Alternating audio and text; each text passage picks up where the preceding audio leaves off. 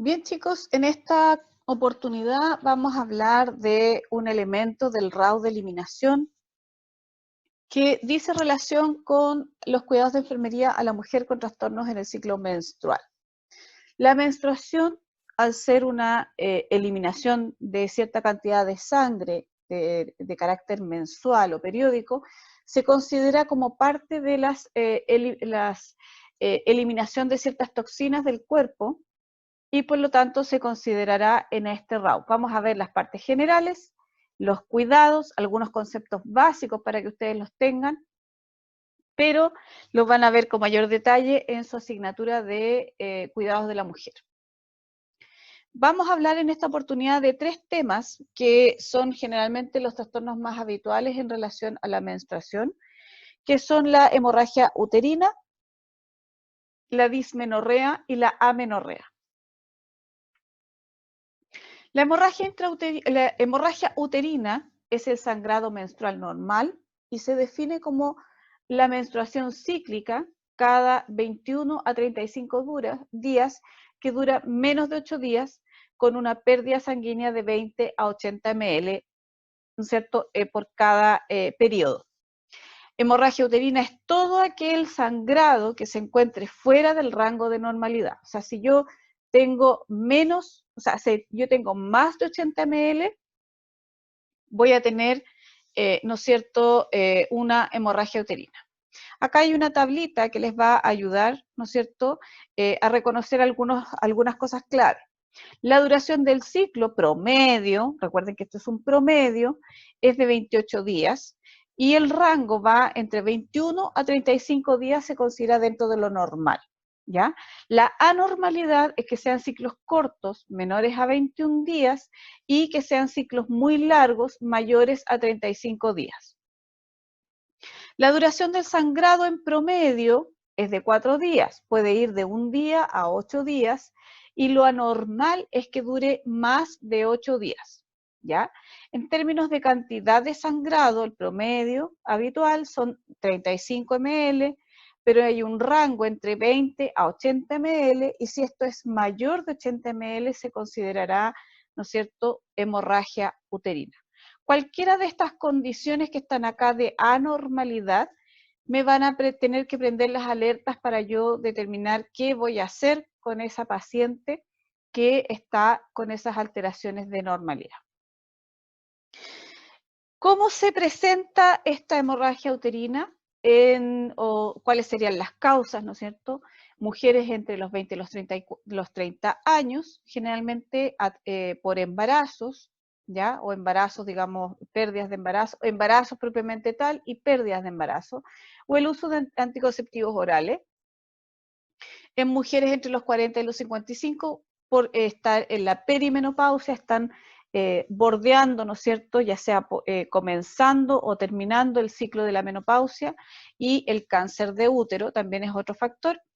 Y las mujeres después de la menopausia que están con terapia de reemplazo hormonal o que tienen un endometrio engrosado. Esto se ve un poco chico, pero lo vamos a ir leyendo uno por uno.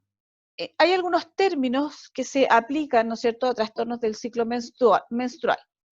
Y vamos viendo uno por uno. La polimenorrea son menstruaciones con intervalos menores de 21 días, ¿ya? O sea, son esos ciclos cortos. La oligomenorrea son menstruaciones con intervalos de 35 y menores de 90 días. La amenorrea es la ausencia de 3 periodos menstruales o ausencia menstrual de 90 días o más. La metrorragia es el sangrado irregular en cantidad y duración variable sin relación con el ciclo menstrual, ¿ya? No necesariamente tiene relación con el momento en que les llega la regla, sino que tiene que ver con alguna otra situación distinta. El atraso menstrual en pacientes normorregladas, ¿no es cierto?, que son aquellas pacientes que son sumamente regulares en sus ciclos menstruales. La ocurrencia de retraso menstrual tiene que ser menor a 90 días, generalmente. La genitorragia es el sangrado que se origina por cualquier segmento del tracto genital. Y el sangrado posmenopausia es el sangrado luego de un año de ausencia de ciclos menstruales. ¿Qué más? La menorragia es la menstruación de duración mayor de 8 días y son cíclicas. ¿Ya? La dolicomenorrea es la menstruación de duración mayor, que también son cíclicas. La hipermenorrea es la menstruación de cantidad abundante mayor de 80 cc por ciclo, ¿no es cierto?, en ciclos regulares. Son esas reglas abundantes que generalmente se dicen. La menometrorragia es la menstruación abundante en cantidad y duración. La hiperdolicomenorrea es la menstruación abundante en cantidad y duración. Las pintas intermenstruales o el spotting, ¿ya?, es el sangrado escaso dentro del ciclo menstrual normal, y la hipomenorrea es la menstruación escasa pero que también es cíclica, ¿ya? O sea, son esos ciclos muy cortos y muy pequeños. Vamos a ver las características de los tipos de sangrado para que ustedes vayan viendo, ¿no es cierto?, algunos signos que van a tener que conocer para trabajar con este tipo de problemas de enfermería. La hipermenorrea son sangrados uterinos regulares, de duración normal, pero en cantidad excesiva, ¿ya? Más de 80 ml. La menorragia es la pérdida ginecológica excesiva con características de hemorragia importante, de duración prolongada y que aparece a intervalos regulares. La metrorragia es el sangrado uterino que aparece fuera del periodo menstrual de cantidad variable. Puede ser muy abundante o puede ser muy pequeño. El sangrado uterino, el spotting, este es un poco el más fácil de distinguir porque es un sangrado escaso, como de gotitas, ¿no es cierto?, que se produce entre dos periodos normales. La polimenorrea es un patrón de sangrado periódico y regular, pero con una frecuencia menor a 21 días. La hipomenorrea son sangrados uterinos regulares, de duración normal, pero en cantidad reducida. La oligomenorrea es el patrón de sangrado periódico y regular, pero con frecuencia mayor a 35 días. Y el sangrado de la posmenopausia es el sangrado uterino que sucede luego de un año de la menstruación, que eso ya lo conversamos. Y el sangrado de las niñas se produce antes de los 9 años y debe considerarse anormal. De todos estos tipos de sangrado y de terminología que acabamos de ver, los que habitualmente les va a tocar trabajar van a ser la metrorragia, la hipermenorrea, probablemente el sangrado uterino, el spotting, y el sangrado de la postmenopausia. Esos son los más habituales, el resto ya obedece a algunas patologías que no son materia de esta asignatura, sino que son materia de asignaturas de más arriba. Vamos a hablar en relación a algunos cuidados de enfermería y la hemorragia uterina, de la origen que sea, ¿no es cierto? Pero, digamos, cualquier tipo de hemorragia, sea uterina o no, va a producir de alguna manera ansiedad, ¿no es cierto?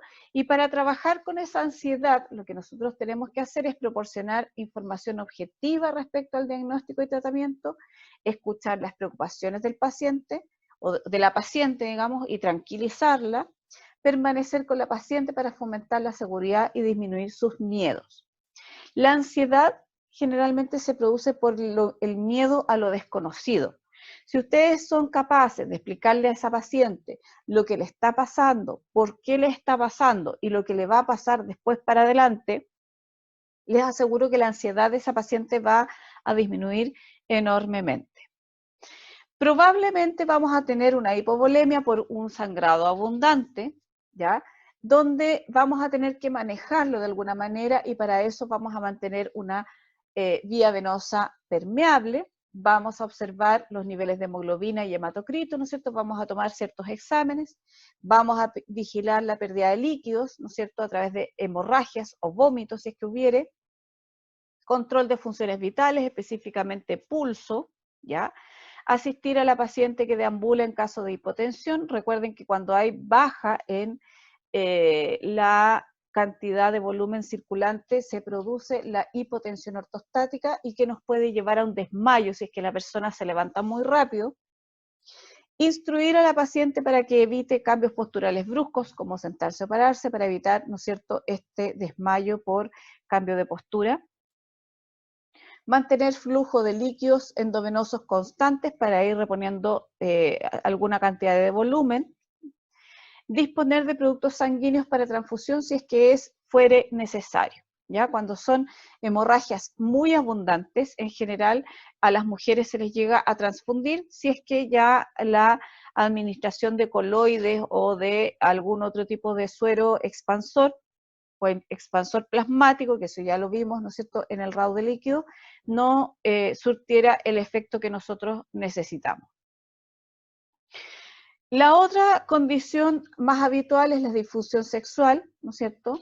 Por lo tanto, para trabajar con esto es importante que establezcamos una relación terapéutica basada en la confianza y el respeto, proporcionar cierta intimidad y asegurar confidencialidad, hacer saber a la paciente que estamos preparados para responder a cualquier pregunta sobre el funcionamiento sexual, no importa el color, el tenor o lo que sea en relación a esa pregunta, ¿ya? Para eso tenemos que ser suficientemente adultos para producir la confianza necesaria y tener la capacidad, ¿no es cierto?, de discutir el efecto de la situación de enfermedad o de la salud sobre su sexualidad.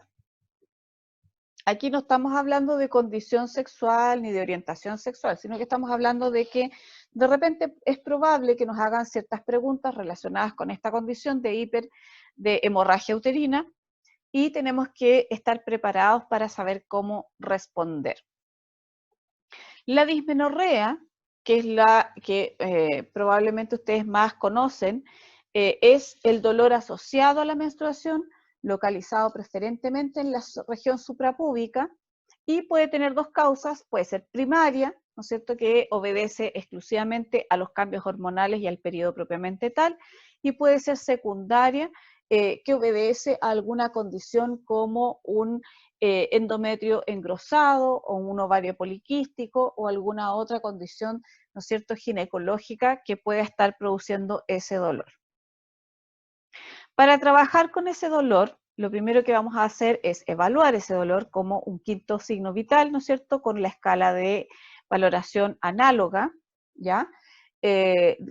Preguntándole cuánto le duele de 1 a 7 o de 1 a 10, ¿ya? Que le pongan nota al dolor, donde 0 es un nada de dolor y 10 es el dolor máximo, insoportable, ¿ya?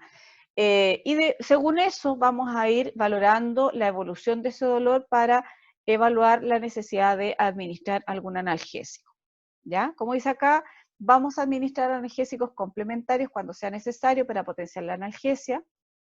Si es que la paciente está hospitalizada y está con una vía venosa, con una analgesia en forma permanente, vamos a evaluar el dolor en la paciente para observar la eficacia sobre las medidas de control, y eso se hace en cada visita de enfermería como control de signos vitales, es el quinto signo vital, como yo les digo, y la dosificación, ¿no es cierto?, generalmente se administran solo los 2 a 3 primeros días de la menstruación, porque recuerden que la gran mayoría de estos analgésicos analgésicos antiinflamatorios no esteroidales producen, son antiagregantes plaquetarios, por lo tanto me van a favorecer digamos que la hemorragia se perpetúe, ¿ya? Y dentro de esos tenemos algunos que son los más utilizados, como el ácido mefenámico, el ibuprofeno, el naproxeno y el ketoprofeno, y todos estos analgésicos generalmente se administran o por vía endovenosa o por vía oral, dependiendo de dónde estemos, en qué escenario estemos, y de acuerdo a lo indicado por el médico. La amenorrea, ¿no es cierto?, en la palabra o el prefijo a nos indica ausencia de, ¿ya? La amenorrea es, ¿no es cierto?, la ausencia de menstruación. Y toda mujer debe estudiarse siempre que cumpla alguno de los siguientes criterios. Por ejemplo, ausencia de menstruación a los 14 años, ¿no es cierto?, acompañada del retraso de crecimiento o falta de desarrollo de los caracteres sexuales secundarios. Falta de menstruación a los 16 años, independiente que si el desarrollo y crecimiento son normales o de la aparición de caracteres sexuales secundarios, ¿ya? Cuando no hay aparición de caracteres sexuales secundarios o no hay desarrollo, digamos, o hay un retraso del crecimiento, generalmente obedece a un origen hormonal.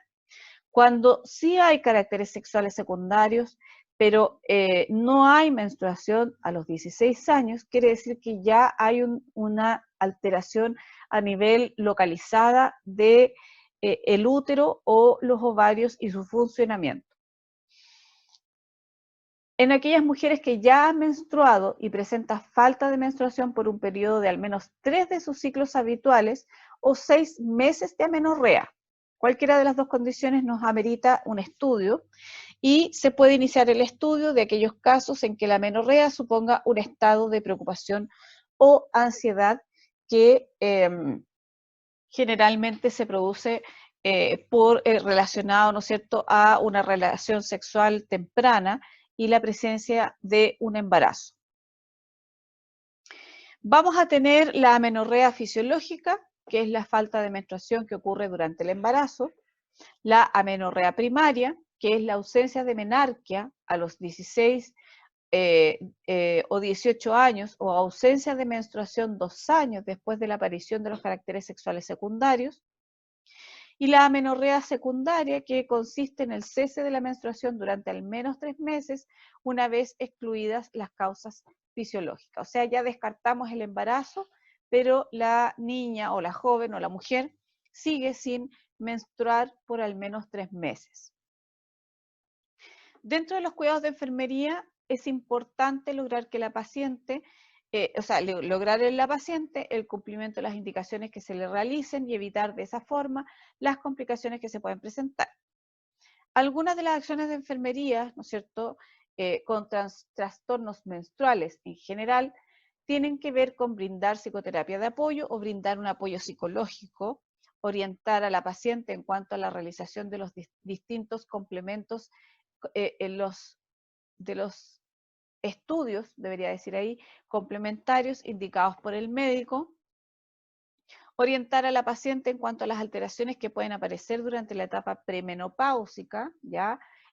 Va a depender de a qué edad tuvo su primera menstruación, es un poco la edad en que aparece la menopausia.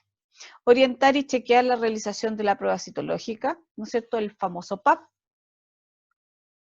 Y algunos cuidados de enfermería frente a la amenorrea va a ser ayudar a la paciente en la interpretación en cuanto a la administración, dosis, etcétera, de algunos medicamentos indicados y brindar educación para la salud en cuanto a alteraciones de la menstruación, trastornos dolorosos y aseo de los genitales. Pero generalmente la parte más importante es explicarle a estas mujeres, sean de la edad que sean, ¿cierto?, las causas probables por las que se le está produciendo ese trastorno o esa alteración de la menstruación, ya sea por una hemorragia, por una amenorrea o probablemente en el caso de la dismenorrea. Con esto, chiquillos, que era una clase muy cortita, terminamos la parte de menstruación.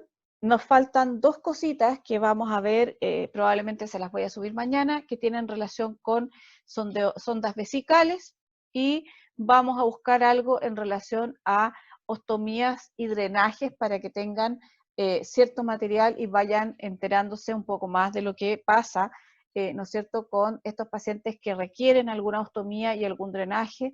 Ahí van a conocer qué son las ostomías o las colostomías o las ileostomías, para que se realice esa intervención, quiénes necesitan ese tipo de intervención, cuáles son los cuidados de enfermería, y aquí el rol de enfermería va a ser sumamente importante. Así que por ahora, chiquillos, lo dejamos hasta acá, y la próxima clase, que va a ser en un apartado distinto, vamos a hablar de sondas vesicales.